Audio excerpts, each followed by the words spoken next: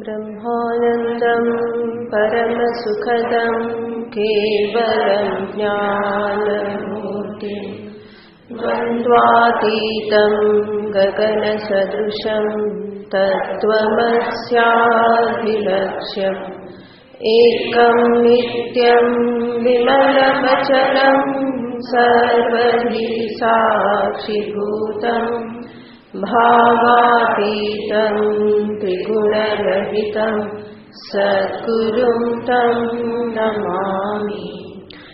ॐ पार्थाय प्रतिबोधितां भगवता नारायणेन स्वयं व्यासेन ग्रथितां पुराणमुनिना मध्ये महाभारतम् अद्वैतामृतवर्षिणीं भगवतीम् अष्टादशाध्यायिनीम् अम्ब त्वामनुसन्दधामि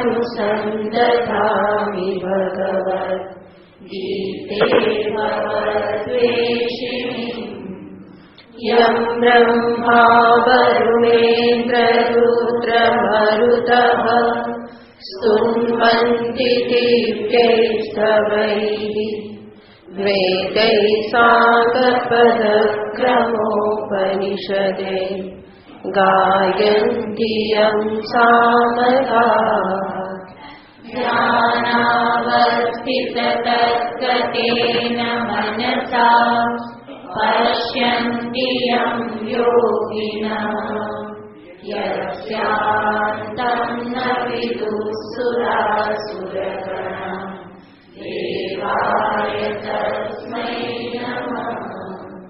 यस्यान्तं न विदुःसुरासुरगणा देवाय तस्मै नमः।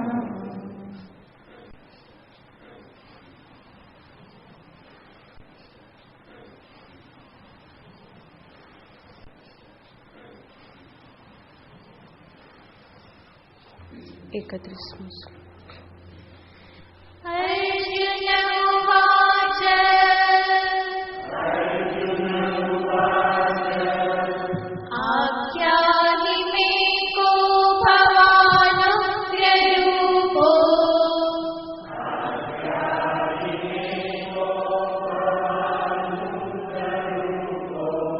नमोऽस्तु ते देववर प्रसीद।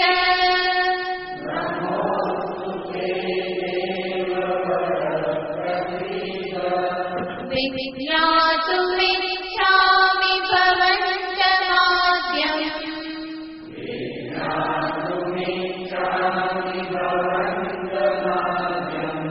न हि प्रजानामि तव प्रवृत्तिम्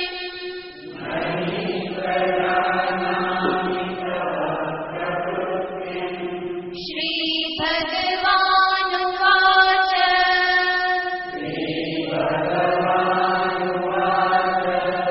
कालोऽस्मि लोकक्षयकृत् प्रवृद्धो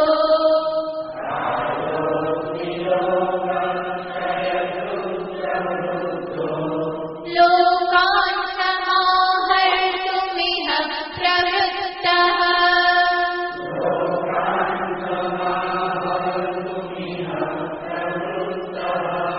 ऋतेऽपि त्वां न भविष्यन्ति सर्वे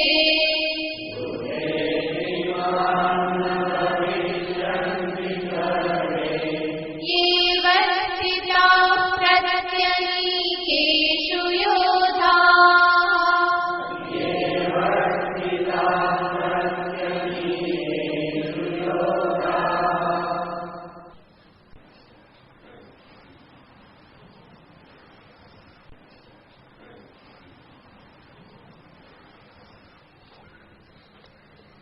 ભગવાન શ્રી કૃષ્ણચંદ્રએ અર્જુનને વિશ્વરૂપનું દર્શન કરાવ્યું અને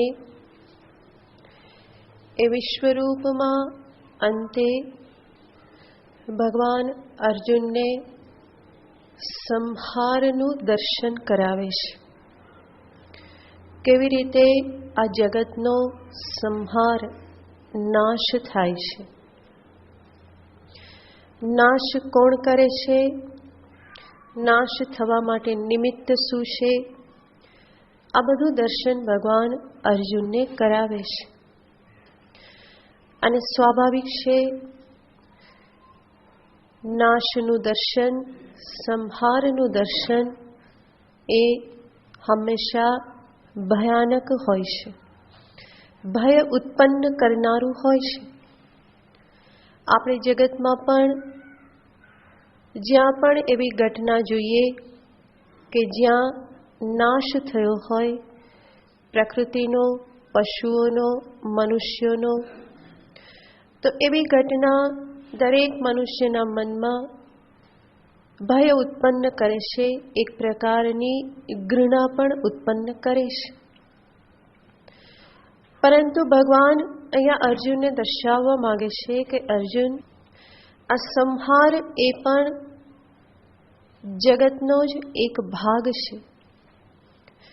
ઉત્પન્ન થવું, સ્થિર રહેવું અને લય પામી જવું આ જગતનું સ્વરૂપ છે. આ ઉત્પત્તિ, સ્થિતિ અને સંહાર, આ ઘટમાળમાંથી જગતનો અણુએ અણુ પસાર થાય છે. એક પણ કણ આ ઘટમાળમાંથી બચીને રહેતો નથી. જે ઉત્પન્ન થાય છે એનો ફરી સંહાર થાય જ છે. જાતસ્ય હિ ધ્રુવો મૃત્યુ ધ્રુવમ જન્મ મૃતસ્ય છે. તો આ ભગવાન આગળ કહી ચૂકેલા છે. બીજા શ્લોકમાં પણ કહેલું હતું, અવ્યક્તાદીની ભૂતાની વ્યક્ત મધ્યાની ભારત અવ્યક્ત નિધનાન્યેવ. જે અવ્યક્ત છે એ વ્યક્ત થઈ જાય છે અને એને જ જન્મ કહેવામાં આવે છે. થોડા સમય માટે એનું દર્શન થતું રહેશે અને એ વસ્તુ ફરી પાછી અવ્યક્ત થઈ જાય છે. તો ફરી એનું અવ્યક્ત થવું, એને જ એનો નાશ કે એનો સંહાર કહેવામાં આવે છે. ભગવાન કહે છે કે આ સ્વરૂપ છે.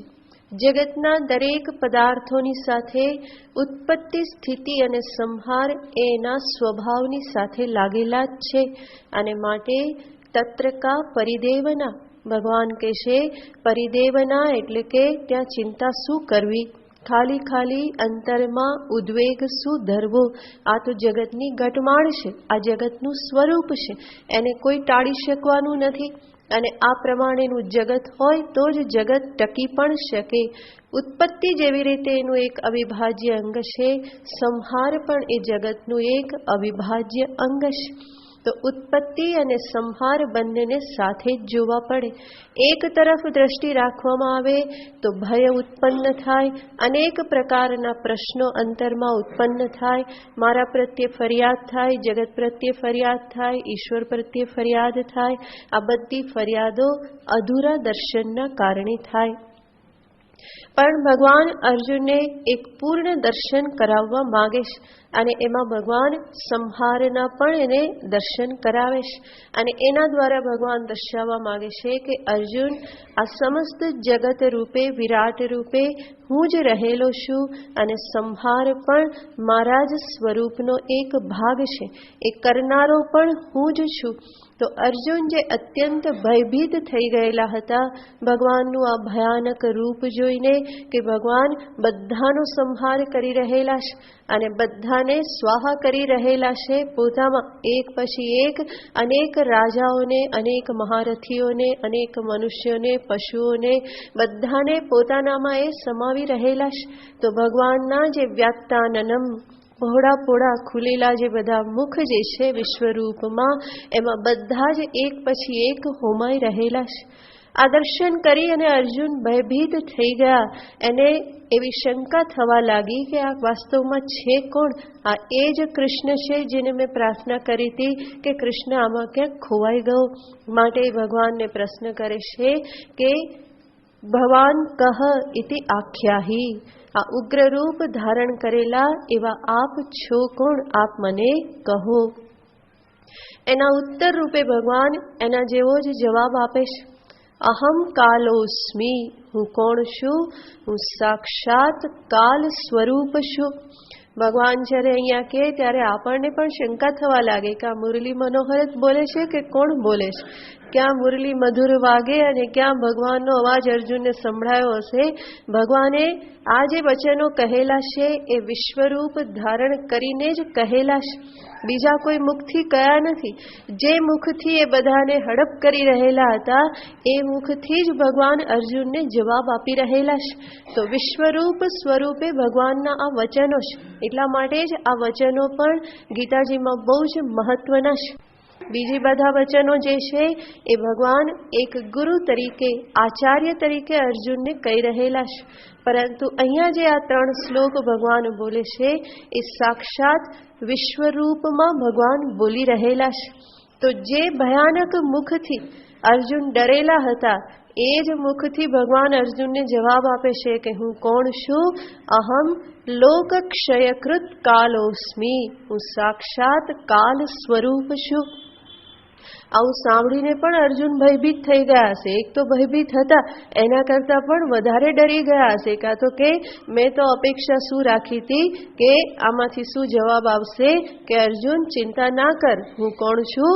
હું એ જ તારો કૃષ્ણ છું. પણ એવું કંઈ એને સંભળાયું નહીં, અને બલકી એને એવા ભયાનક મુખમાંથી એને શું અવાજ સંભળાયો? અહમ કાલોસ્મી, હું સાક્ષાત કાલ સ્વરૂપ છું. અને કાલનું કામ શું છે? બધાને પકવી દેવા અને પકવીને પછી એને નષ્ટ કરી દેવા. તો આ કાલના પ્રવાહમાં જગતના પ્રત્યેક નામરૂપ વહી રહેલા છે. ભગવાન દર્શાવે છે કે એ બધું કરનારો પણ હું જ છું. સમસ્ત જગત જે છે એ મારા જ સંકલ્પથી ચાલી રહેલું છે. હું જ સર્વશક્તિમાન, આ જગતનો અધિષ્ઠાતા, જગતનું કારણ, જગતની સ્થિતિ કરતા, જગતનો સંહાર કરતા હું જ સર્વરૂપે છું. હું યોગેશ્વર જ મારી માયાથી આ બધું કરી રહેલો છું. તો લોકક્ષયકૃત અહમ કાલઃ. અને અર્જુને કહેલું હતું, આગળ પ્રશ્ન પૂછેલો હતો, નહીં પ્રજાનામિ તવ પ્રવૃત્તિમ. આ જે બધું તમે અત્યારે કરી રહેલા છો, બધાને ચાવી રહેલા છો, આ તમારી પ્રવૃત્તિ મને સમજાતી નથી કે આ તમે શું કરી રહેલા છો. હે દેવવર, હે જગન નિવાસ, પ્રસિદ્ધ, તમે આ શું કરી રહેલા છો? તમારી આ પ્રવૃત્તિ, વ્યવહાર મને તો કંઈ સમજમાં આવતો નથી. તો એનો પણ ભગવાન તળને ફળ જવાબ આપે છે કે હું શું કરી રહેલો છું, અત્યારે કઈ મારી પ્રવૃત્તિ છે? લોકાન સમાહર્તુમ ઇહ પ્રવૃત્તઃ. અત્યારે હું કઈ પ્રવૃત્તિ કરી રહેલો છું? સમસ્ત લોકનો ઉપસંહાર, એને ખતમ કરવાની. ઉપસંહાર એટલે મિટાવી દેવું, નાશ કરી દેવાની પ્રવૃત્તિ હું અત્યારે કરી રહેલો છું. અને એના માટે જ પ્રવૃદ્ધ એટલે કે આટલો મોટો થઈ અને તારી સામે પ્રગટ થયેલો છું.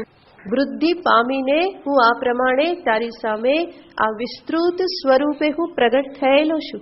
એ પ્રમાણે પ્રવૃદ્ધ થયેલો, વિશાળ રૂપે આ પ્રગટ થયેલો અત્યારે હું શું કરું છું? બસ એક જ પ્રવૃત્તિ છે. શું પ્રવૃત્તિ?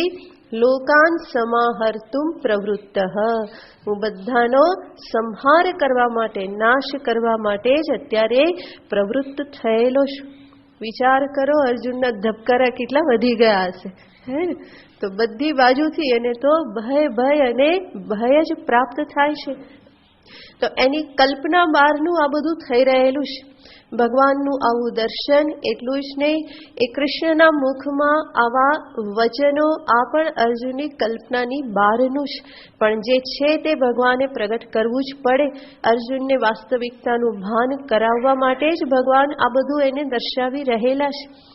જગતનું એકાંગી દર્શન ક્યારેય પણ મનુષ્યને શાંતિ નહીં આપે, પરંતુ જગતનું સમગ્રતાથી કરેલું, સંપૂર્ણ રીતે કરેલું દર્શન જ મનને શાંતિ આપે છે. તો મહાભારતના યુદ્ધ દરમિયાન જે કંઈ પણ થવાનું છે, જે વિનાશ થવાનો છે, એને ભગવાન અત્યારથી પહેલા જ દિવસે ભગવાન અર્જુનની સમક્ષ એને પ્રગટ કરી દેવા માગે છે, એનું દર્શન કરાવી દેવા માગે છે. માટે ભગવાન પાંડવ સેના, કૌરવ સેના આ બધાના મહાન મહાન યોદ્ધાઓને પોતાના મુખમાં એ ગળી રહેલા છે. એટલું જ નહીં, બહુ પ્રેમથી એનો સ્વાદ લઈ રહેલા છે, આસ્વાદન લઈ રહેલા છે. તો આસ્વાદયસી લેલીયસે, બહુ આનંદથી આ કાર્ય કરી રહેલા છે. અને ભગવાન એ પણ દર્શાવવા માંગે છે, મારા માટે કોઈ કાર્ય સારું કે ખરાબ નથી.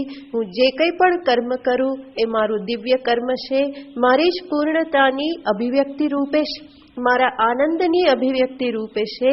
મારા માટે કર્મ શું છે એ કોઈ મહત્વ ધરાવતું નથી, પરંતુ જે પણ કર્મ થાય છે એ અકર્તા ભાવથી દિવ્ય કર્મ હંમેશા મારા દ્વારા થાય છે.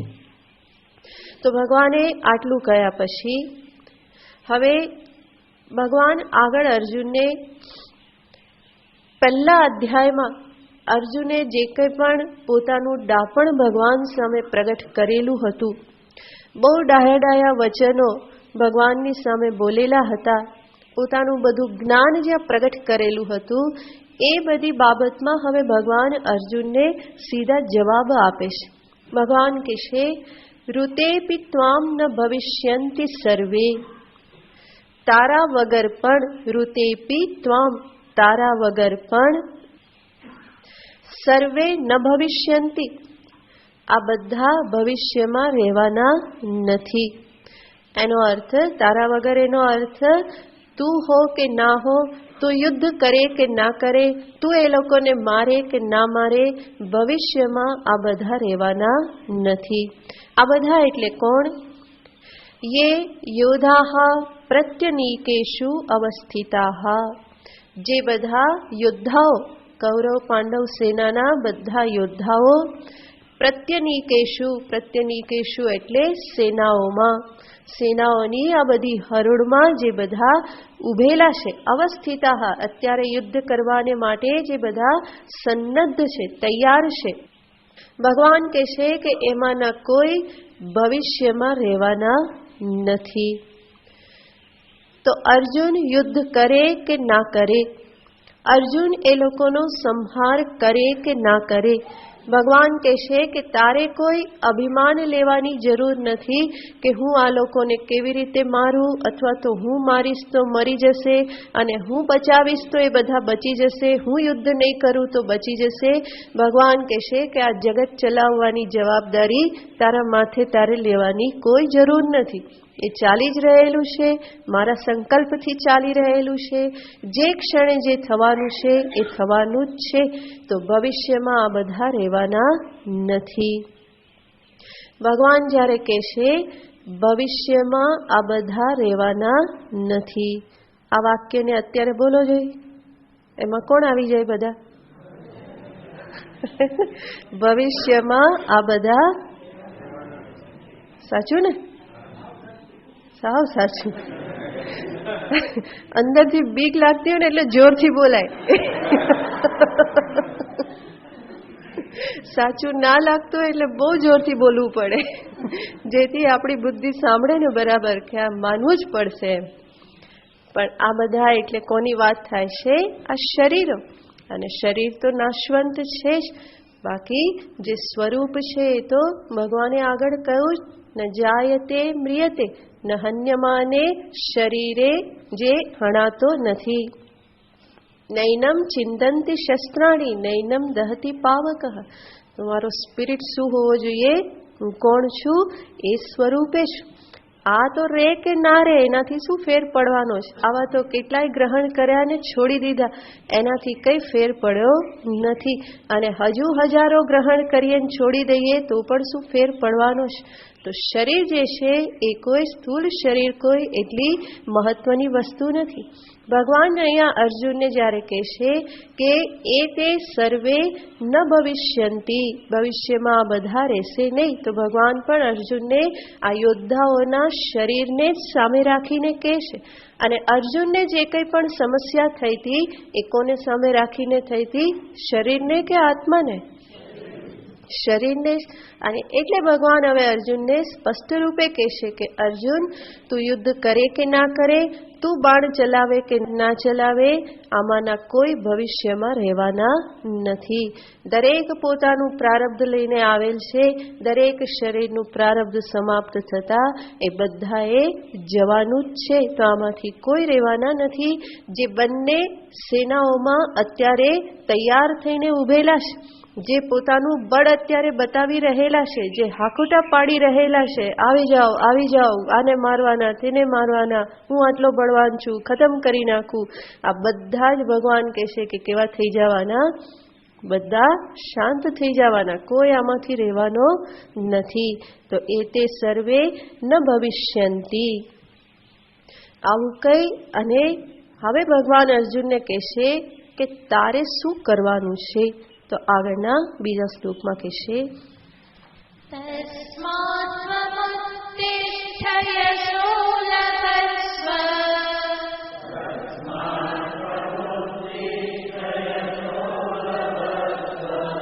जित्वा शत्रून् भुङ्क्ष्व राज्यं समृद्धम्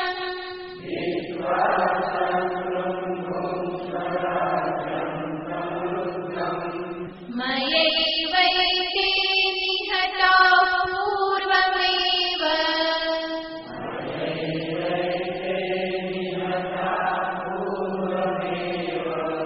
निमित्तमात्रं भवतव्यसाचिन्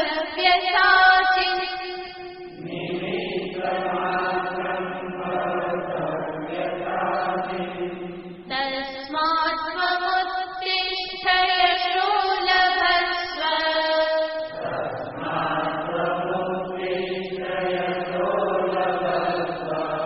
जित्वा शत्रून् भुङ्क्ष्व राज्यं समृद्धम्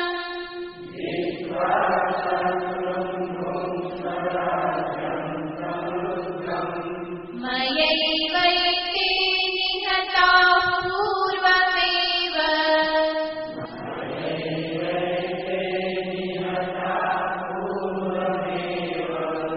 निमित्तमात्रं भवतव्यसाचिन्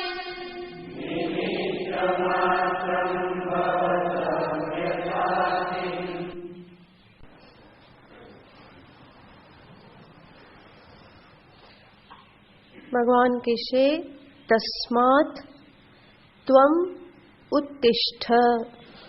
તસ્માત માટે, માટે એનો અર્થ છે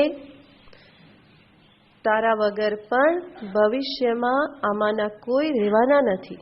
માટે તસ્માત ત્વમ ઉત્તિષ્ઠ, તું ઊભો થા અને ઊભો થઈને શું કર? હા, યુદ્ધ કર. હા, ઉત્તિષ્ઠ એટલે એવું નહીં કે ચલો ઊભો થઈ ગયો. તો ઉત્તિષ્ઠ, તસ્માત ત્વમ ઉત્તિષ્ઠ, માટે હવે તું ઊભો થા, તારા શોકને તું ખંખેરી નાખ અને યુદ્ધ કર. અર્જુન કે પ્રભુ હવે શા માટે કરું? તમે આમે કીધું કે આમાંના કોઈ રહેવાના નથી, તમે જ ખતમ કરી નાખ્યા છે. તો ભગવાન કહેશે યશો લભસ્વ. ભગવાન કહેશે કે અર્જુન, તું મારો સખા છે, તું મારો પ્રિય છે, તું મારો શિષ્ય છે. હું તને શું અપાવવા માંગુ છું? યશ અપાવવા માંગુ છું. ભલે આ બધું મેં કર્યું હોય, પરંતુ આ બધું કોના નામે હું વિજય ચડાવવા માંગુ છું? તારા નામે. અને માટે તું ઊભો થા અને યશને પ્રાપ્ત કર. કેવી રીતે યશને પ્રાપ્ત કર? શત્રુન જીતવા. આ બધા શત્રુઓને, સામેની પક્ષની જે સેનાઓ જે છે એમાં જે પણ કૌરવ શત્રુઓ અને એની સાથેના જે કોઈ પણ છે એ બધા શત્રુઓને જીતીને, શત્રુન જીતવા સમૃદ્ધમ રાજ્યમ ભુંક્ષ્વ, અને શત્રુને જીતીને સમૃદ્ધ એવા રાજ્યનો તું ભોગ કર. ભગવાન આડકતરી રીતે શું કહી દેશે? આ યુદ્ધમાં તને શું મળશે? વિજય મળશે. પાકી ગેરંટી ભગવાન આપી દેશે. તો જીતવા શત્રુન, શત્રુઓને તું જીતી લે. ભલે એ બધા મારા દ્વારા હણાયેલા છે, છતાં પણ તું જીતી લે, એટલે કે તું આ કાર્ય કરી લે તો એ યશ કોને પ્રાપ્ત થશે? તને પ્રાપ્ત થશે. તારો યશ ચારે બાજુ ફેલાશે કે અર્જુને તો ગજબનું પરાક્રમ દેખાડ્યું અને શું કર્યું? આ બધાને હણી નાખ્યા. ભલે ને અર્જુન અંદરથી જાણતા હોય કે અંતે કોણે કર્યું, પરંતુ બાર જય જયકાર કોનો થશે? તો કે ધનુર્ધારી અર્જુને આ બધું પરાક્રમ કર્યું. તો ભગવાન કહેશે યશો લભસ્વ. તો આ ભગવાનનો પોતાનો સ્વભાવ છે. અમાની માનદહ માન્ય. એ હંમેશા બીજાને માન આપે છે, યશ આપે છે. ભગવાન પોતે ક્રેડિટ ક્યારેય લઈ લેતા નથી, પરંતુ હંમેશા પોતાના ભક્તની, પોતાના અનુયાયીઓની હંમેશા કીર્તિ વધારે છે, યશ વધારે છે. માટે તો ફરી ફરીને ભગવાનના ચરિત્રમાં આપણે જોઈએ છીએ કે પોતાની પ્રતિજ્ઞાનો ત્યાગ કરી દેશે. અને કોની પ્રતિજ્ઞાને એ સત્ય કરે છે?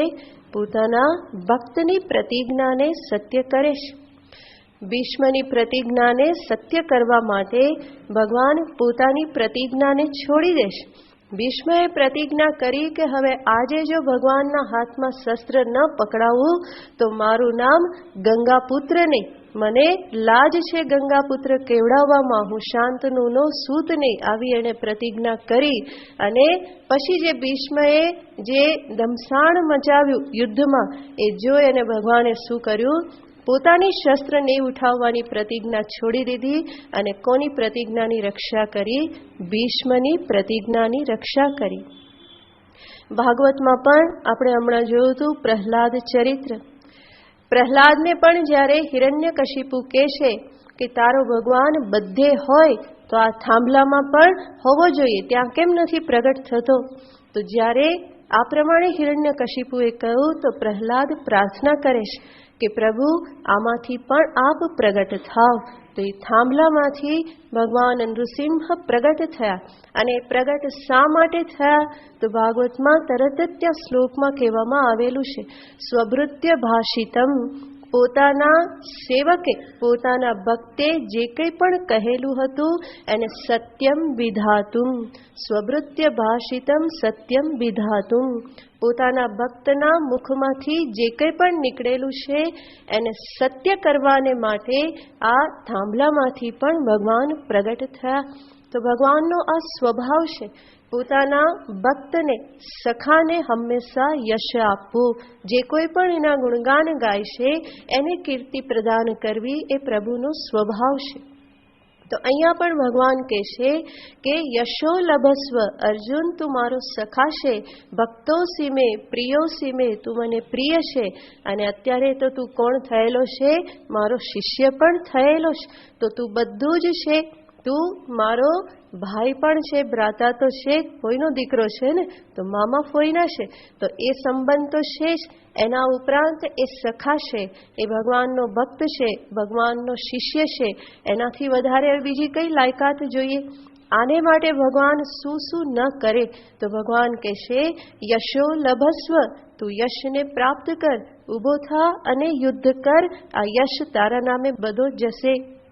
શત્રુન, આ બધા જે કોઈ પણ શત્રુ છે, શાતનાત શત્રુ, જે કોઈ પણ પીડા આપે એને શત્રુ કહેવાય. તો કે છે એવા શત્રુઓને જીતીને સમૃદ્ધ રાજ્યનો તું ભોગ કર.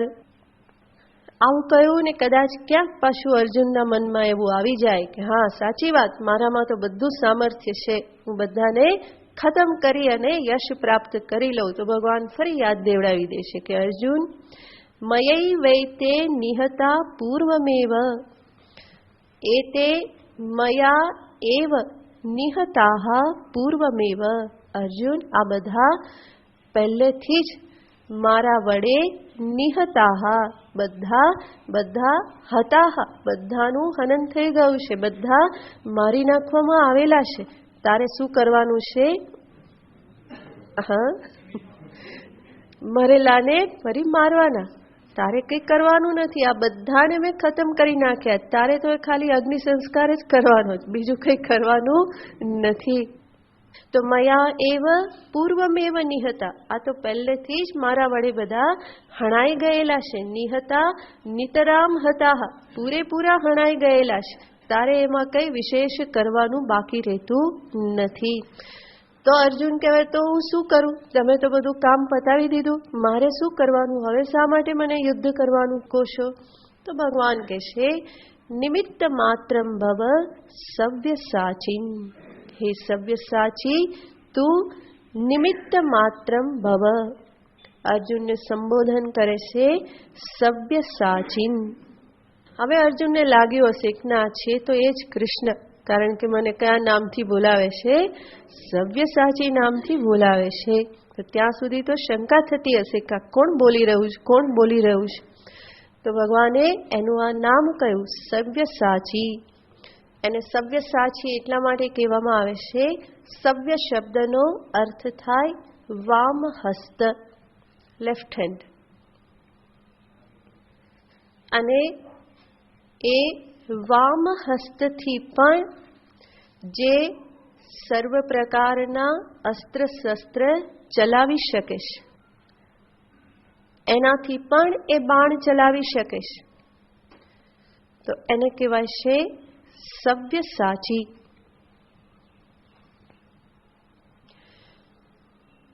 ઉદ્યોગ પર્વમાં સ્વયં અર્જુન પોતાના મુખે કહેશે કે હું કોણ છું? તો કે હું દક્ષિણ હસ્ત અને વામ હસ્ત બંને હાથથી હું બાણને ચલાવી શકું છું. મારા લક્ષ્યનું હું વેધન કરી શકું છું. બંને હાથે બાણ ચલાવી અને એક ક્ષણભરમાં હું આખી પૃથ્વીને નષ્ટ કરી શકું છું. તો આ બધા વચનો અર્જુન ત્યાં બોલેલા છે. તો પોતે પોતાની રીતે જ એમણે કહેલું છે કે હું બંને હાથે શસ્ત્રને ચલાવી શકું છું, બાણને હું ફેંકી શકું છું અને બંને હાથે બાણ ચલાવી લક્ષ્યનું વેધન કરી શકું છું. ખાલી બાણ ફેંકી શકું છું એવું નહીં, બાણ ફેંકવું એનો અર્થ શું? લક્ષ્યનું વેધન કરવું. તો એટલા માટે અર્જુનનું નામ પડ્યું સવ્ય સાચી.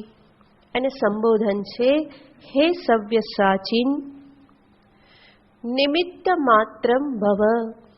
અર્જુન, તું કોણ બન?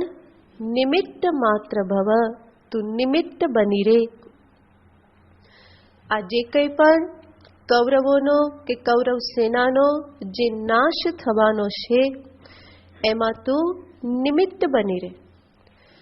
યુધિષ્ઠિરને જે રાજ્ય પ્રાપ્ત થવાનું છે, એમાં પણ તું નિમિત્ત બની રે. તો કૌરવોનો નાશ કે પાંડવોનો વિજય, ભગવાન કહેશે કે બંનેમાં તારે શું બની રહેવાનું છે? નિમિત્ત બની રહેવાનું છે. તારા થકી કોઈ વિજય નથી, તારા થકી કોઈ સંહાર કે નાશ નથી. તું તો એક સાધન માત્ર છે, નિમિત્ત માત્ર છે. જે થવાનું છે એ થવાનું છે અને એમાં તું નિમિત્ત માત્ર બની રે. તો ભગવાનનો આ અર્જુનને એક બહુ જ મહત્વનો ઉપદેશ છે. ભગવાને ઘણી બધી વાતો અર્જુનને કહેલી છે. આગળ ભગવાને કહેલું છે આત્મવાન ભવ, મનમના ભવ. આવા અનેક વખત ભગવાને કહેલું છે કે તું આવો થઈ જા, યોગી ભવ, તસ્માત યોગી ભવાર્જુન. તો કેટલું બધું અર્જુનને ભગવાને કહેલું છે કે તું આવો થઈ જા, આવો થઈ જા, આવો થઈ જા. હવે ભગવાન અહીંયા કહેશે નિમિત્ત માત્રમ ભવ, તું શું બની રે? નિમિત્ત બની રે, નિમિત્ત માત્ર બની રે. ભગવાન આના દ્વારા સર્વ મનુષ્યને ઉપદેશ આપે છે. જે કંઈ પણ થઈ રહેલું છે એ બધામાં, પોતામાં અને બીજામાં નિમિત્ત ભાવ રાખો. જીવ જે છે એ ઈશ્વરના સંકલ્પને કે ઈશ્વરની ઈચ્છાને પૂર્ણ કરવામાં એ નિમિત્ત માત્ર છે. આ નિમિત્ત બુદ્ધિ જે છે એ સાધકને જીવનમાં અત્યંત ઉપયોગી છે. કઈ રીતે? આપણે એક પછી એક બાબતોને જોઈએ તો સર્વપ્રથમ તો આ નિમિત્ત ભાવના કે નિમિત્ત બુદ્ધિ મનુષ્યના અંતરની ઘણી બધી ફરિયાદોનું શમન કરે છે.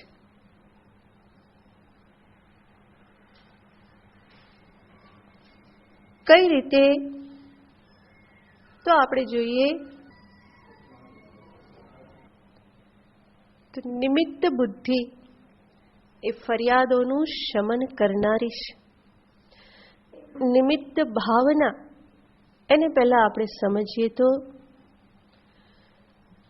જીવનમાં જે કંઈ પણ ઘટિત થાય છે એ બધું જ એના જ પૂર્વ કર્મનું પરિણામ છે.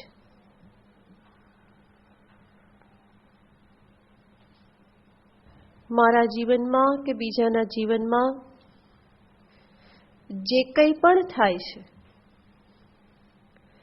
જે કંઈ પણ મને પ્રાપ્ત થાય છે, જે કંઈ પણ મારાથી જૂટવાઈ જાય છે, એ બધું જ મારા જ પોતાના પૂર્વ કર્મનું પરિણામ છે.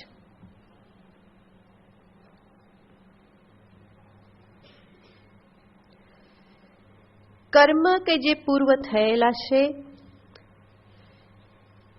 એને પોતાનું ફળ આપવાનું છે. હવે એ ફળ આપવાને માટે જે રીતનું ફળ આપવાનું છે એને અનુરૂપ એક પરિસ્થિતિનું નિર્માણ થવું આવશ્યક હોય છે.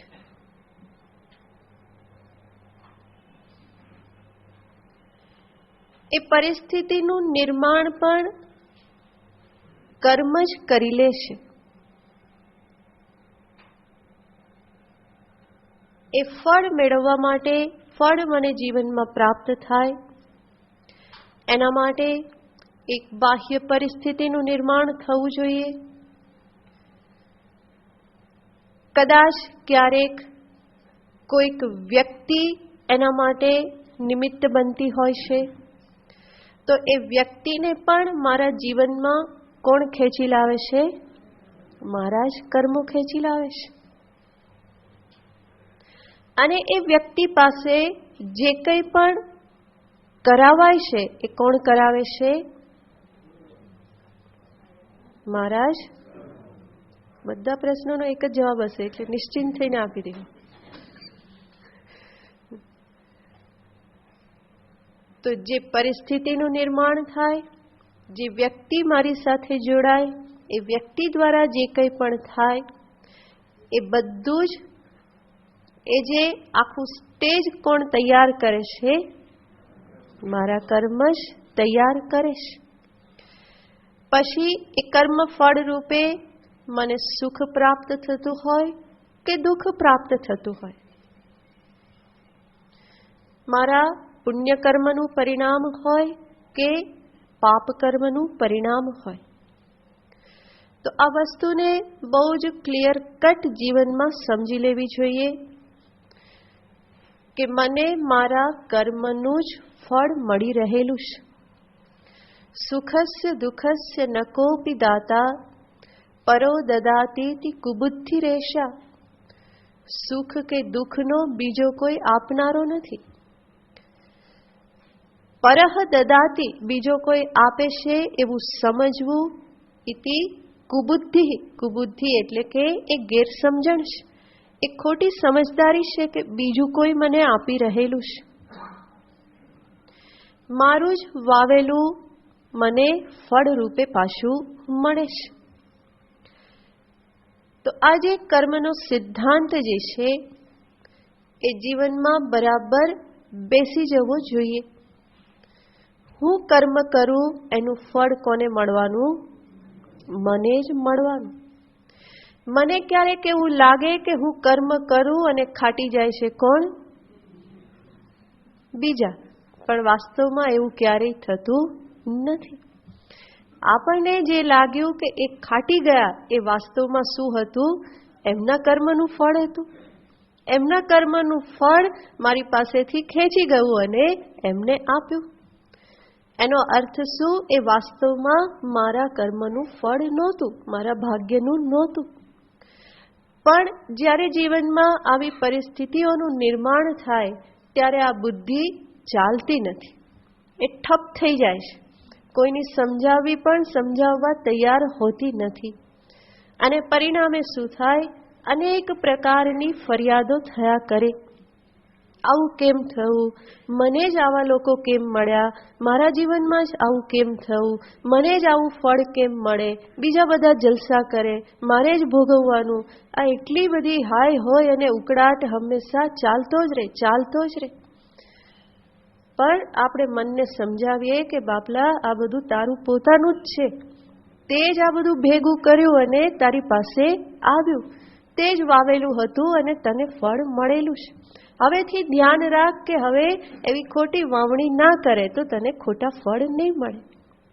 જ્યારે સુખ મળે ત્યારે તો કંઈ બહુ તકલીફ નથી, ત્યારે આપણે કોઈ ફરિયાદ કરતા નથી. સુખ મળ્યું તો બહુ સરસ જ છે, કોઈ કમ્પ્લેન નથી, બરાબર. અને ત્યારે કદાચ બીજો કોઈ કે આ મારા કારણે થયું તો પણ એને ક્રેડિટ આપવામાં આપણને કંઈ વાંધો ના હોય. અને વાંધો હોય તો કદાચ આપણે કહીએ પણ ખરા કે ના ના, આ તો મારા કર્મનું ફળ છે, મેં કર્યું ને મને મળ્યું, તો પણ વાંધો નહીં.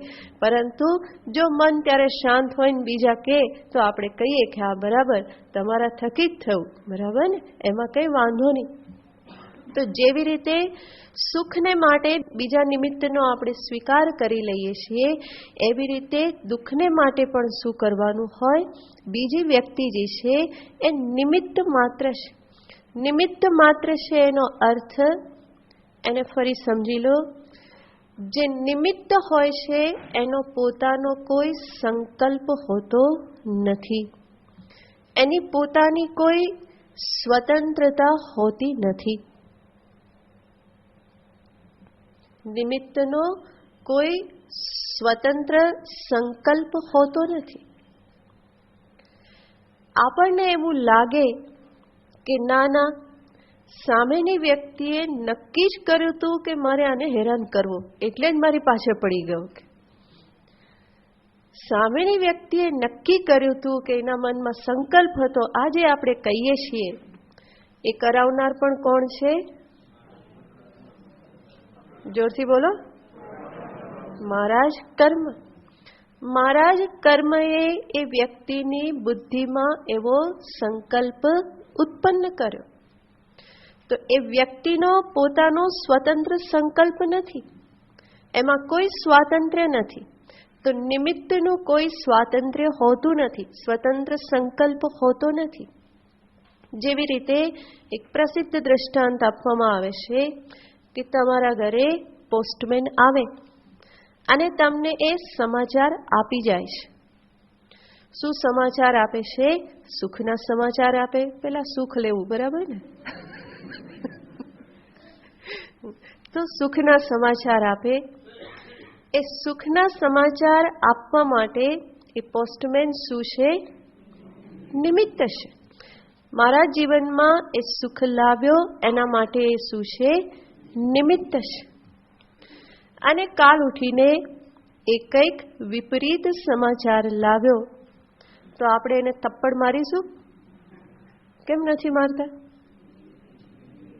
સમાચાર તો એ લાવ્યો, ત્યાં સુધી તો આપણે હસતા રમતા હતા. અને જેવી ચિઠ્ઠી આવીને તરત શું થયું? હવા નીકળી ગઈ. તો પોસ્ટમેનને શું કહો તમે? આવા નાવા ચાલ્યા આવે છે.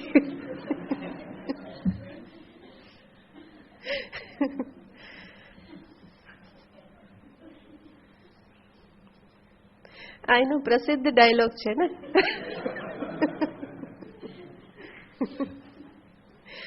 કારણ કે મને ઘણી વાર સાંભળવામાં આવ્યું છે. તો પોસ્ટમેનને તો આપણે આવું કહેતા નથી. શા માટે નથી કહેતા? આપણને બુદ્ધિમાં પૂર્ણપણે નિશ્ચય છે કે આમાં એનો કોઈ વાંક નથી. એ તો બિચારો સાધન છે, એ આપી ગયો, બસ એટલું જ.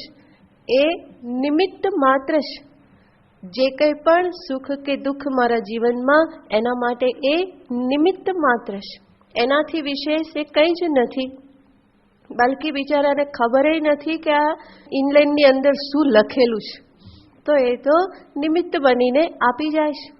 તો જેવી રીતે એ પોસ્ટમેન એક નિમિત્ત છે, એવી જ રીતે આપણા જીવનમાં જે કંઈ પણ થાય છે એમાં બીજી વ્યક્તિઓનો ફાળો આપણને લાગતો હોય તો એ શું છે?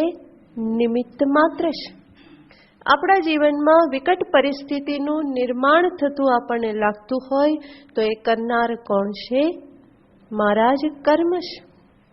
તો જે કંઈ પણ થાય, સ્વજન વિયોગ થાય, બીમારી પ્રાપ્ત થાય, ધનમાં કંઈ નુકસાન જાય, બેંક બેલેન્સ ઓછું થઈ જાય, શેરના ભાવ ગગડી જાય, આ બધું શેના માટે થાય છે? એ બધું જ કર્મનું જ પરિણામ છે. અત્યારે બધાના એવા કર્મ ભેગા થયેલા છે કે બધું જઈ રહેલું છે, કારણ કે ઘણા બધાના એવા એક સરખા કર્મ ભેગા થયેલા છે. કોણ કોને દોષ આપે? તો બધા શું છે? નિમિત્ત છે. સારું થવા માટે નિમિત્ત છે, અને જે કંઈ પણ મને ન ગમતું થાય એના માટે પણ બધું જ શું છે? નિમિત્ત માત્ર છે. તો આ પ્રમાણે નિમિત્ત ભાવ રાખવાથી જીવનમાં ફરિયાદોનું શમન થાય. બીજી વ્યક્તિઓ પ્રત્યેની ફરિયાદ, જગતની પરિસ્થિતિઓ પ્રત્યેની ફરિયાદો, કે પછી ઈશ્વર માટેની ફરિયાદો. કોઈ હાથમાં ન આવે ને કોઈ ના દેખાય ત્યારે કોને આપણે કહીએ? ઈશ્વર. એણે કેમ આવું કર્યું? એણે પણ સ્વતંત્ર રીતે નથી કર્યું. એ તો માત્ર મને ફલદાતા છે. કર્મ તો કોનું કરેલું છે? મારું કરેલું છે. પોસ્ટમેનની જેમ જ ઈશ્વર પણ શું છે? એ ફલદાતા માત્ર છે. ઈશ્વર કંઈ નક્કી કરતા નથી કે હવે આનો વારો કાઢું, કે 15 દિવસથી મંદિરે આવ્યો નથી, હવે એને કંઈક પરચો બતાવું. આવું ભગવાન ક્યારેય વિચારે નહીં, કારણ કે ભગવાન મનુષ્ય જેવા છીછરા નથી. ભગવાન પૂર્ણ પુરુષોત્તમ છે. કોઈના આવવા ન આવવા, કેવા ન કેવા, સ્તુતિ કરવી, નિંદા કરવી, એનાથી પ્રભુને કોઈ ફેર પડતો નથી.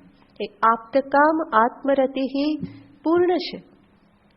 અને ભગવાન જો આવું વિચારે કે 15 દિવસથી નથી આવ્યો માટે પરચો બતાવું, તો વાસ્તવમાં એ ભગવાન કહેવા માટે પણ લાયક નથી. તો એની ભગવત્તા એમાં રહેલી નથી. જે કંઈ પણ મને પ્રાપ્ત થાય છે એ મારા જ કર્મનું ફળ ઈશ્વર દ્વારા મને આપવામાં આવે છે. કર્મફળના સિદ્ધાંતો એમના દ્વારા નિશ્ચિત કરવામાં આવેલા છે. અમુક દેશમાં, અમુક કાળમાં, અમુક પ્રકારે, અમુક ઉદ્દેશ્યથી, ભાવનાથી કરવામાં આવેલા કર્મનું ફળ અમુક પ્રકારે હોય. આ કર્મફળના સિદ્ધાંતો એ ઈશ્વર દ્વારા રચિત છે. અને આ સિદ્ધાંતો દરેક જીવને માટે અફળ રૂપે કાર્ય કરી રહેલા છે. ત્યાં કોઈની લાગવગ નથી કે કોઈનું કંઈ ચાલતું નથી. દરેક જીવને માટે, રાજા હોય કે રંક હોય, નેતા હોય કે પ્રજા હોય, સર્વને માટે એના કર્મફળ અને કર્મના સિદ્ધાંતો એક સમાન રૂપે કાર્ય કરી રહેલા છે. અને એ જ ઈશ્વરની નિષ્પક્ષપાતતા છે. ત્યાં કોઈ પક્ષપાત છે નહીં. તો ભગવાન સંપૂર્ણ નિષ્પક્ષ છે. ત્યાં કંઈ પણ આ પ્રમાણે ચાલતું નથી. સર્વને માટે એક સમાન આ સિદ્ધાંતો કાર્ય કરી રહેલા છે. તો જ્યારે હું આ પ્રમાણે સમજું તો ઈશ્વરને પણ દોષ દેવા પણ રહેતું નથી. ઈશ્વર મારા જ કર્મનું ફળ મને આપી રહેલો છે. અને એટલે ઈશ્વરે કેમ આમ કર્યું, એણે કેમ આમ ના કર્યું, મને જ કેમ આમ કર્યું. ઘણા બધાને પ્રશ્ન થતો હોય છે, ભગવાને જગત આવું કેમ બનાવ્યું? આવું મને ઘણા બધા પૂછે. મેં કહ્યું ને, એક બેન મને પૂછતા હતા કે ભગવાને આવું જગત કેમ બનાવ્યું, આટલું બધું દુઃખ કેમ આમાં રાખ્યું છે? પછી મને કહે કે ભગવાન જો મારી સામે પ્રગટ થાય ને તો એને પહેલો પ્રશ્ન આ જ પૂછીશ કે તે આવું જગત કેમ બનાવ્યું. મેં કીધું એટલે થશે જ નહીં ક્યારે. કારણ કે ભગવાનને ખબર છે કે તું શું પૂછીશ. અંતર્યામી છે ને, તો એને તો ખબર જ છે કે ભાઈ આની સામે પ્રગટ થાય તો આ જ પ્રશ્ન આવવાનો છે, અને એ પ્રશ્નનો મારો આપેલો જવાબ કઈ એને સ્વીકાર્ય થવાનો નથી. અને ભગવાન જાણે છે કે મારે જવાબ આપવો જરૂરી નથી. બરાબર ને? એ કેમ બનાવ્યું એનો કોઈ બીજો કોઈ જવાબ નથી. તે જેવું માગ્યું હતું એવું તને મળેલું છે. પછી કેમ એવો પ્રશ્ન કરીએ તો ના ચાલે ને. આપણે પ્લાન આપ્યો હોય આર્કિટેક્ટને કે ભાઈ આવું ઘર બનાવવાનું છે, અને એને બનાવ્યું પછી આપણે કહીએ કે ભાઈ આ કેમ આમ કર્યું, તો પેલો શું જવાબ આપવાનો? તમે જ કીધું હતું, તમે તો પ્લાન પાસ કરેલો છે અને એટલા માટે આવી રીતે બનાવેલું છે. તો આપણા જીવનનો પ્લાન કોણે બનાવેલો છે? આપણે પોતે. આપણે જ પહેલેથી એ પ્લાનિંગ કરેલું છે, આર્કિટેક્ટ બનીને કરેલું જ છે. પહેલેથી જ બધા કર્મો બધા ત્યાં રાખેલા છે. તો પોતાનું પ્લાનિંગ પોતે કરેલું છે. અને હવે પછી ભગવાનને કહીએ કે કેમ આમ કર્યું, તો ભગવાન શું કે? આ તો તારું જ માગેલું છે, તે જ આ પ્રમાણે પ્લાનિંગ કર્યું છે. એક પછી એક આવા કર્મ કરી અને તે તારા વર્તમાન જીવનને આ પ્રમાણે તે માગેલું છે.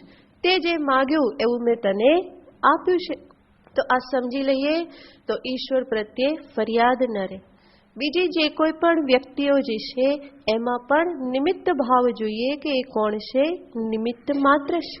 મને કષ્ટ આપવા માટે, મારા જીવનમાં કંઈ નુકસાન પ્રાપ્ત થયું તો એ બધા માટે બીજી વ્યક્તિ જે છે એ નિમિત્ત છે. મારા જ કર્મો એને ખેંચી લાવે છે. મારા પરિવારના સભ્યો, માતા હોય, પિતા હોય, પત્ની હોય, સંતાન હોય, આ બધાની સાથે મેળાપ કોણે કરાવ્યો છે? મારા જ કર્મે. બરાબર ને? મારા જ કર્મના પરિપાકે મને એ માતા પિતા પ્રાપ્ત થયા. મારા જ કર્મના પરિપાકે મને લાઈફ પાર્ટનર, જીવનસાથી પ્રાપ્ત થયા. એના જ પરિપાકે સંતાન પણ પ્રાપ્ત થયેલ છે. તો આ બધું જ કોણ ખેંચી લાવ્યું છે? કોણે ભેગા કર્યા છે? મારા જ કર્મે. અને બીજી વ્યક્તિના જીવનમાં હું આવ્યો તો મને પણ ત્યાં કોણ ખેંચી લાવ્યું છે? એના કર્મ મને ખેંચી લાવેલ છે. તો જે પણ પ્રાપ્ત થયેલું છે આ આખું જ સ્વકર્મ સૂત્ર ગ્રથિતો હિ લોક.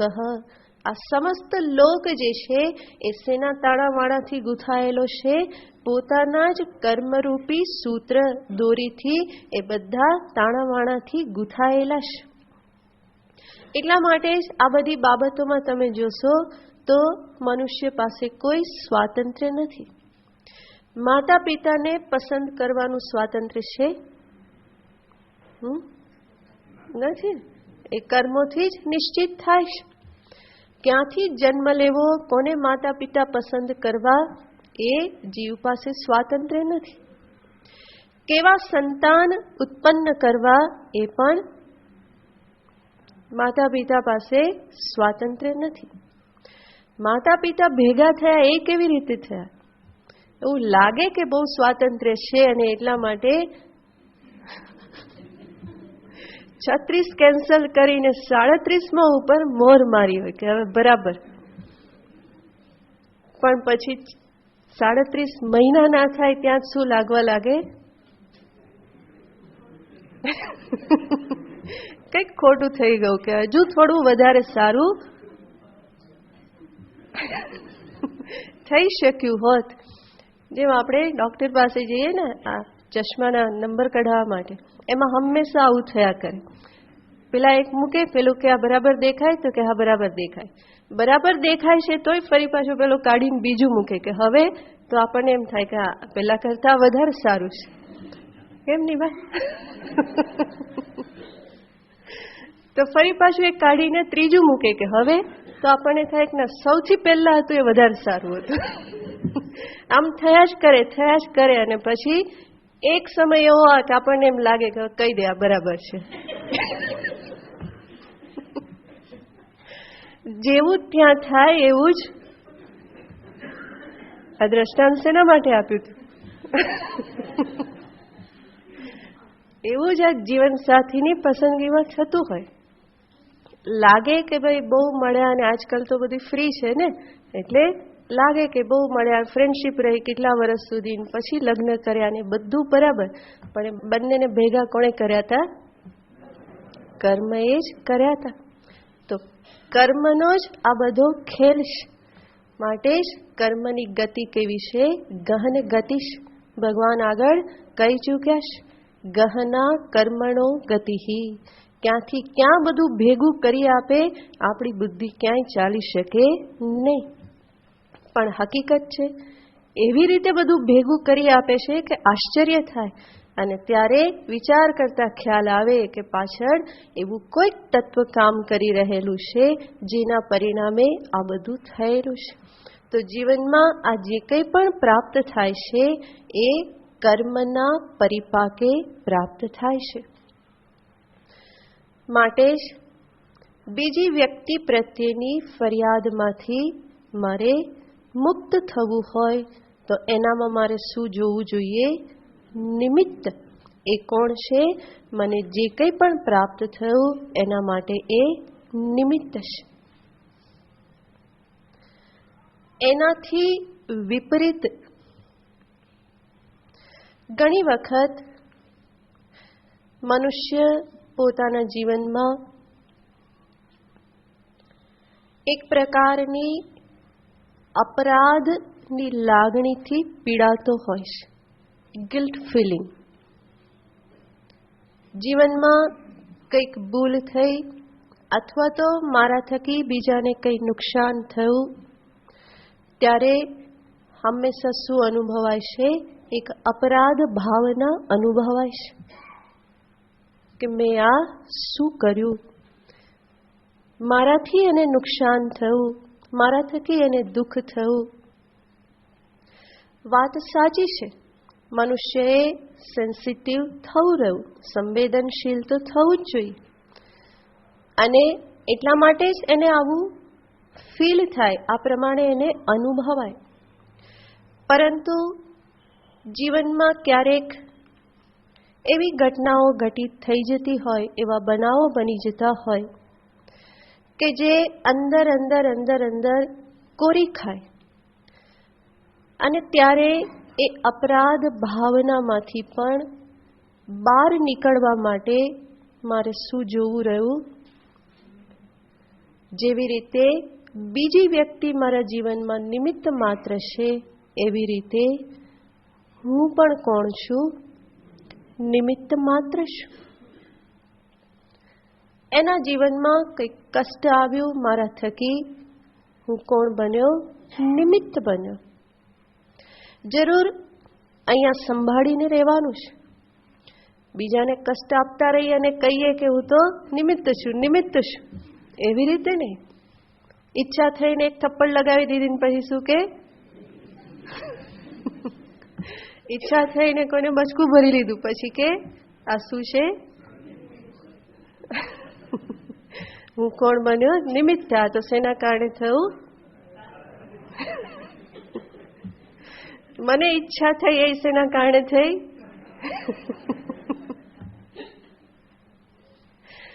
તો આવી રીતે નિમિત્ત ભાવનો ઉપયોગ નહીં કરવાનો.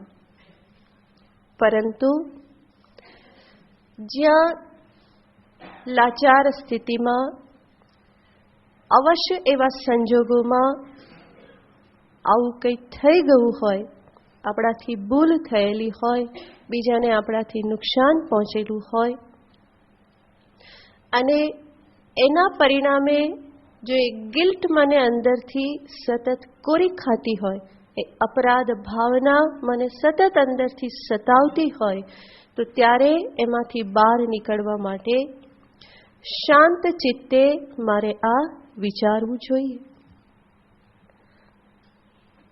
અને ફરી એવી ભૂલ ન થાય, ફરી એવું આપણા થકી કોઈને નુકસાન ન થાય, એના માટે પૂરેપૂરી સજાગતા રાખી.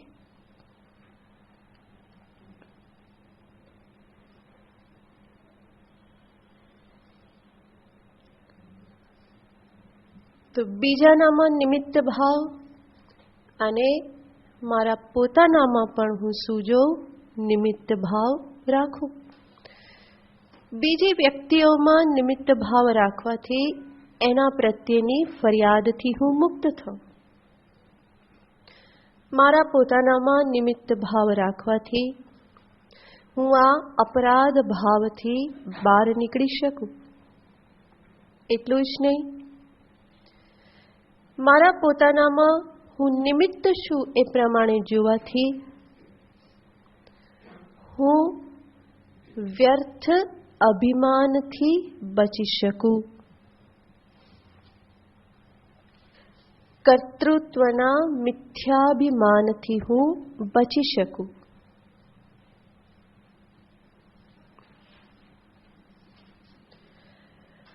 ત્યારે હું વિચાર કરું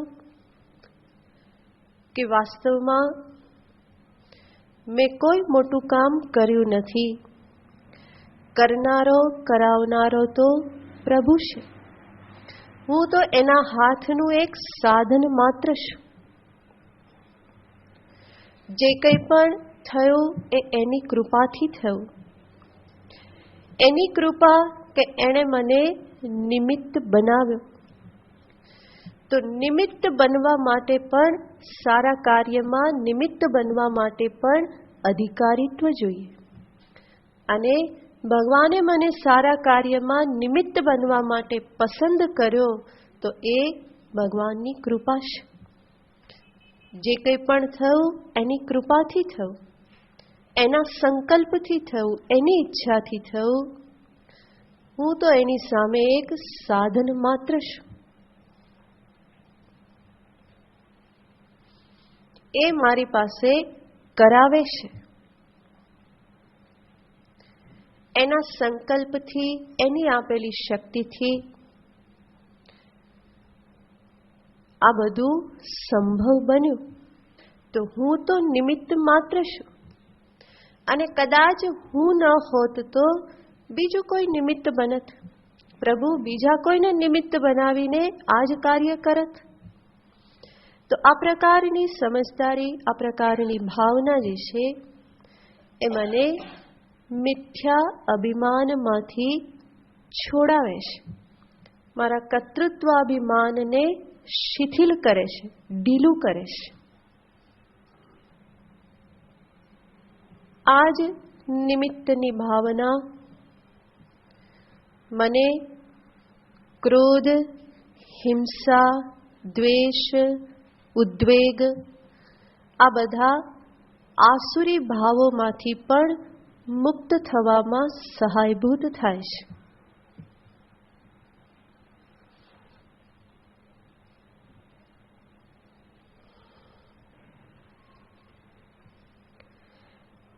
જ્યારે મારી ઈચ્છા પૂરી થવામાં કે મારું ધાર્યું થવામાં બીજી કોઈ વ્યક્તિ વિઘ્નરૂપ બની એવું લાગે તો એના ઉપર શું આવે છે?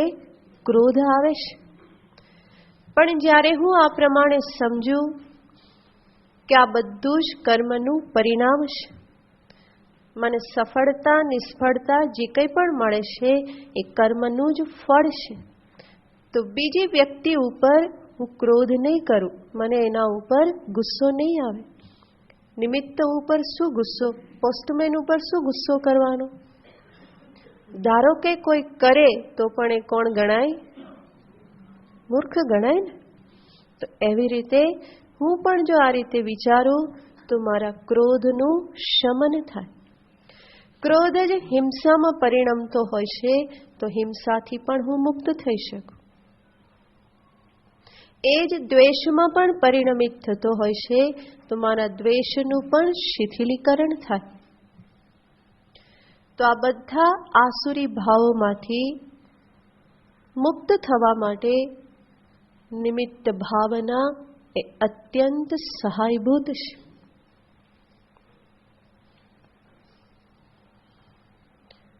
તો બધું કરનાર, કરાવનાર તો પરમાત્મા જ છે.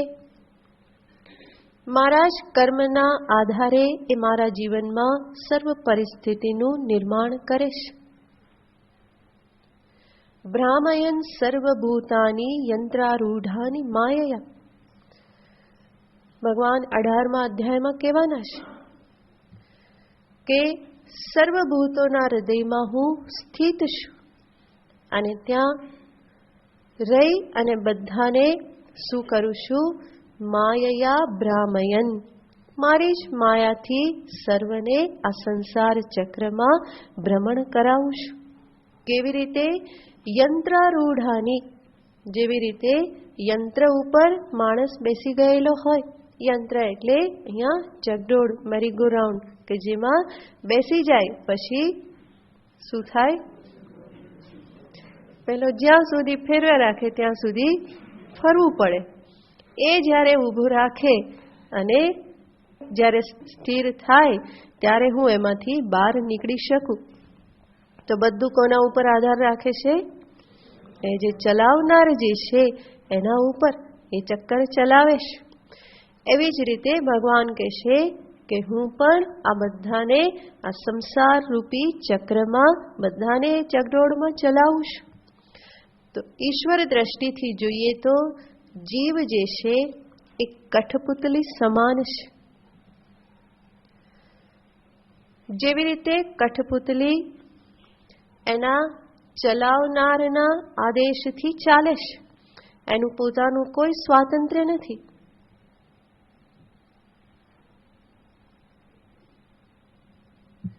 ઉમા દારૂયોષિત કી નાઈ સબહી નચાવત રામ ગુસાઈ. તુલસીદાસજી કહેશે, જ્યાં ભગવાન શિવજી પાર્વતીજીને કહેશે કે હે ઉમા, હે પાર્વતી, દારૂયોષિત, દારૂયોષિત એટલે કઠપુતલી, એની જેમ સબહી નચાવત રામ ગુસાઈ, બધાને કોણ નચાવે છે? એક રામ જ બધાને નચાવે છે. સર્વનો નચાવનાર, સર્વની પાસે સર્વ ખેલ કરાવનાર એ જ માત્ર એક જ છે.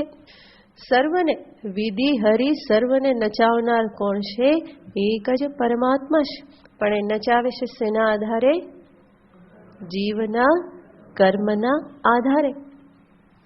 તો આ બધી સમજદારીને સામે રાખીએ તો મન કેટલું બધું શાંત રહે. ખોટી ખોટી ફરિયાદો, ખોટા ખોટા આવેશો, આ બધાથી મન મુક્ત થઈ જાય. મનને સમજાવવા માટેનો આ સૌથી મોટો ઉપાય છે. જ્યારે પણ આવો કંઈ ઉદ્વેગ થાય, અંદર કંઈક આવેશ આવે, કંઈક ઉકળાટ થવા લાગે, તો ત્યારે કયું વાક્ય યાદ રાખવાનું? નિમિત્ત માત્રમ ભવ. તું નિમિત્ત માત્ર બની રે.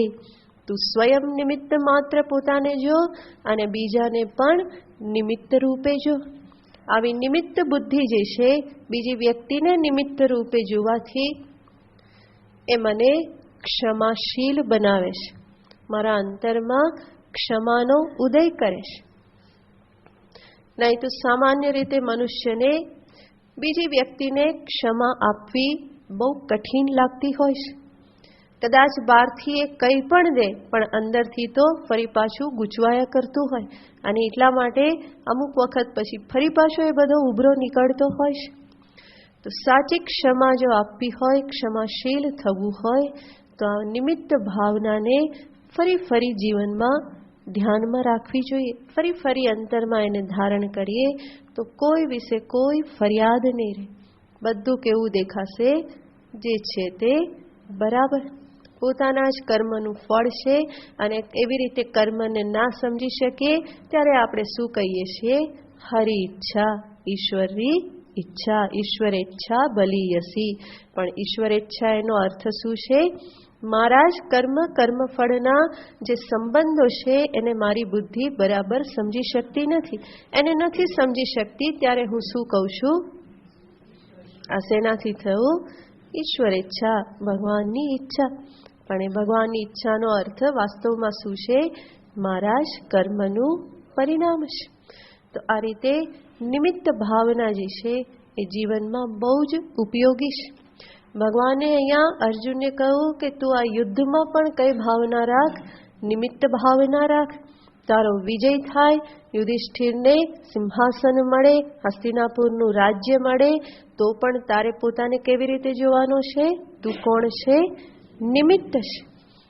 અને ધારો કે થવાનું નથી, પણ ધારો કે થાય, નાશ થાય પાંડવોનો, તો પણ એમાં તું કોણ છે? નિમિત્ત છે. તો સ્વજનોના સંહારમાં તું નિમિત્ત છે અને પોતાના સ્વજનો યુધિષ્ઠિરાદિને વિજય અપાવવામાં પણ તું કોણ છે? નિમિત્ત માત્ર છે. અને માટે હવે ખોટા ખોટા ડાપણ ભરેલા વાક્યો બોલી અને યુદ્ધથી પાછો ના પડતો. તો અર્જુને બહુ ડાપણ બતાવ્યું છે આગળ. ભગવાને બધું ડાપણ અહીંયા હટાવવા માંગે છે કે અર્જુન, આ બધું તું નકામો તે બકવાસ કર્યો, એને કોઈ સ્થાન છે નહીં. તું કઈ આ લોકોને હણનારો છે ને, અને માટે તારે અભિમાન કરવાની જરૂર નથી કે હું આ બધાને મારીશ ને હું મારીશ તો શું થશે? તો કે ધર્મનો નાશ થશે ને અધર્મ વધી જશે ને અધર્મ વધશે તો વર્ણશંકર પ્રજા થશે ને વર્ણશંકર પ્રજા ઉત્પન્ન થશે તો પિતૃઓનો નાશ થશે. લુપ્ત પિંડોદક ક્રિયા ક્યાં ક્યાં સુધી એને બધું બતાવેલું.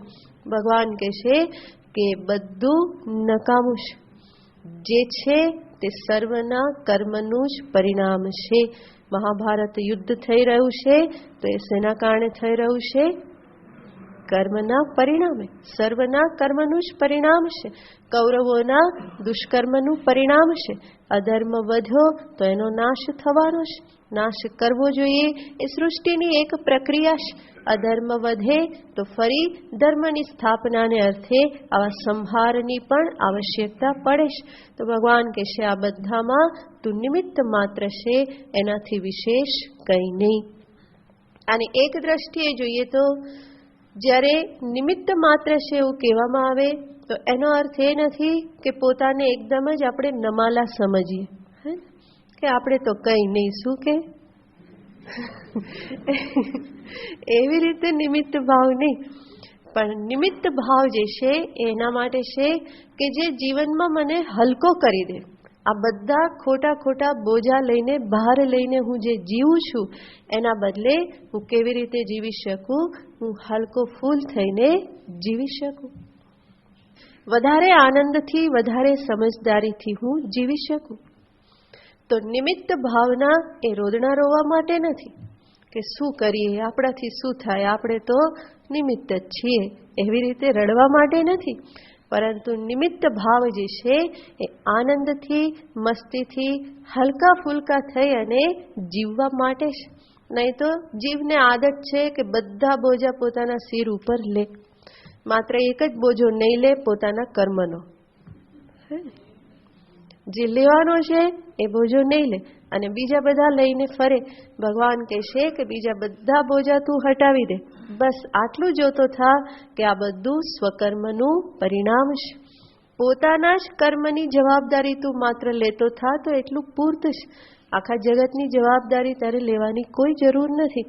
આટલાને સુધારી દઉં ને આટલાને સમજાવી દઉં ને આટલાને પતાવી દઉં ને એ કંઈ થવાનું નથી. મોટા મોટા ખેરખાઓ બધા આવ્યા અને ગયા, જગત તો એની રીતે ચાલ્યા જ કરે છે. એ ગતાનું ગતિકો હિ લોક. ઈશ્વર અવતાર પણ ધારણ કરે છે, કેટલા અવતાર ધારણ કર્યા ને ગયા, અને છતાં પણ જગત કેવું છે એ એની રીતે ચાલ્યા જ કરે, એને કંઈ પડી નથી. શું કોઈ રે કે કોઈ ના રે, જગતને કંઈ ફેર પડતો નથી. તો આપણને એવું લાગે કે ભાઈ આપણે નહીં હોઈએ તો શું થઈ જશે, કંઈ થતું નથી. વધારે સારી રીતે ચાલે. દિન પ્રતિદિન બધું કેવું ચાલે છે, વધારે ફાસ્ટ થાય છે ને બધું. જેમ જેમ સમય જાય એમ ગતિ કેવી થઈ જાય છે, વધતી જાય છે. વધતી જાય ગતિ, એનો અર્થ શું? વધારે સારું ચાલે છે કહેવાય ને, કે નહીં? તો જગત જે છે એ એની ગતિમાં ચાલ્યા જ કરે છે. આપણને એવું લાગે કે આ બધું બગડી ગયું ને આમ થઈ ગયું ને આવું. કેટલી વાર બગડ્યું ને કેટલી વાર સુધર્યું છે. કેટલી વાર કલયુગ આવ્યા અને કેટલી વાર કલયુગ પૂરા થયા. કેટલા સતયુગ આવ્યા અને કેટલા સતયુગ ગયા. કેટલા ઋષિમુનિઓ થયા અને ગયા. કેટલા રાક્ષસો નરાધમો પણ આવ્યા અને ગયા. તો આ જગતનું તો સ્વરૂપ છે, આ પ્રમાણે ચાલ્યા જ કરવાનું છે. ભગવાન કહેશે કે તું નિમિત્ત માત્ર બની રહે, કોઈ બોજો તારે માથે લેવાની જરૂર નથી. ભગવાન સ્વયં કોઈ બોજો લેતા નથી, બધું એના થકી ચાલે છે. અને છતાં પણ હંમેશા નાચતા કૂદતા હસતા રમતા. કૃષ્ણને ક્યારેય બોજથી લદાયેલા ક્યારેય જોયા છે? ક્યારેય એમના મસ્તક ઉપર કોઈ બોજ નથી. જો ને મહાભારતનું યુદ્ધ કરવાનું, વચ્ચે ઊભા છે તોય બધું શું શું કરે છે, કેવા કેવા ખેલ બતાવે છે અર્જુનને. કોઈ કરી શકે આવું? યુદ્ધ આટલું મોટું માથે તોડાતું હોય, રણસિંગા ફૂંકાઈ ગયા હોય, શંખ ફૂંકાઈ ગયા હોય, અને આનંદથી એ શું બતાવે છે અર્જુનને? જાદુનો ખેલ બતાવે છે. વિશ્વરૂપ એટલે શું છે? જાદુનો ખેલ છે કે જો આ પણ જો, આ પણ જો, આ પણ જો, હજુ આ જોવા જેવું છે. તો એમને ક્યાં કોઈ બોજો છે યુદ્ધનો? એને તો જે કરે એ સમયે ત્યાં જ છે, એને યુદ્ધ પણ યાદ આવતું નથી. તો ભગવાનને માટે એમના સિર પર કોઈ બોજો નથી, કારણ કે કર્તૃત્વ ભાવના નથી. જ્યારે પણ જે કરવાનું હોય એ આનંદથી કરે છે. ભક્તોનો ઉદ્ધાર પણ આનંદથી કરે, દુષ્ટોનો સંહાર પણ આનંદથી કરે, દ્વારિકાનું નિર્માણ પણ આનંદથી કરે, દ્વારિકાને ડૂબાડે તો પણ કેવી રીતે? આનંદથી જ ડૂબાડે. તો બધી આનંદની જ અભિવ્યક્તિ છે. જેમ બાળક રેતીનો મહેલ બનાવે અને જોઈને બહુ ખુશ થાય, અને પછી છેલ્લે શું કરે? એક પાટું મારી અને પછી એ જે બધું પડી ગયું એને જોઈને પણ એ શું કરે? ખડખડાટ હસે. તો બનાવવામાં પણ એટલો તન્મય હતો, આનંદથી બનાવતો હતો, અને જ્યારે એને તોડ્યું ત્યારે પણ એટલો જ ખુશ છે. એ જોઈને પણ ફરી પાછો હસે. તો દ્વારિકા નિર્માણ પણ આનંદથી થાય, દ્વારિકાને ડૂબાડે પણ આનંદથી. 16,108 કરી એ પણ આનંદથી. અને બધાના ઘરે 10 બધી રાણીઓ થકી કેટલો મોટો વંશ ઉભો કર્યો, એ આનંદથી કર્યું. અને છેલ્લે બધો સંહાર પણ આનંદથી. એમાં પણ કોઈ એને તકલીફ નથી, તો કોઈ બોજો નથી માથા ઉપર. ભગવાન એ જ શીખવવા માંગે છે જીવને કે ભાઈ થોડો હલકો છે, આટલો બધો બોજો લઈને તું ખાલી ખાલી ના ફર. આમ તો કઈ માથા પર નથી, અને છતાં પણ એવું લાગે કે જાણે કેટલા કિલો માથા પર લઈને એ જીવી રહેલો છે. હંમેશા રડતો રડતો, રોદડા રોતો, હંમેશા આંસુડા સારતો, અને હંમેશા ફરિયાદ કરતો, કાં તો બેબાકડો ને કાં તો હું ના હાકોટા મારતો. ક્યારેય એ સ્વસ્થ હોતો નથી. શેના કારણે? કારણ કે વાસ્તવિક સમજદારી નથી, સત્યની સમજદારી નથી. તો મનુષ્ય થયા છે, બુદ્ધિ ભગવાને આપેલી છે, તો આ બધી સમજદારી જીવનમાં ધારણ કરવી રહી. અને જેટલે અંશે હું સત્યની નજીક પહોંચું એટલે અંશે મનમાં શાંતિ પ્રાપ્ત થાય, પ્રસન્નતા પ્રાપ્ત થાય, જીવનમાં હળવાશ પ્રાપ્ત થાય. તો ભગવાનનું આ જે વચન જે છે એ સૂત્રરૂપ છે. નિમિત્ત માત્રમ ભવ, નિમિત્ત માત્રમ ભવ. આ ફરી ફરીને યાદ રાખવા જેવું છે, મંત્ર જેવું છે. મનને શાંત કરવા માટે એ મંત્ર સમાન છે. આગળનું પછી ઓમ પૂર્ણમદ પૂર્ણમિદં પૂર્ણાત પૂર્ણમુદચ્યતે પૂર્ણસ્ય પૂર્ણમાદાય પૂર્ણમેવાવશિષ્યતે. ઓમ શાંતિ શાંતિ શાંતિ. હરિ ઓમ શ્રી ગુરુભ્યો નમઃ. હરિ ઓમ.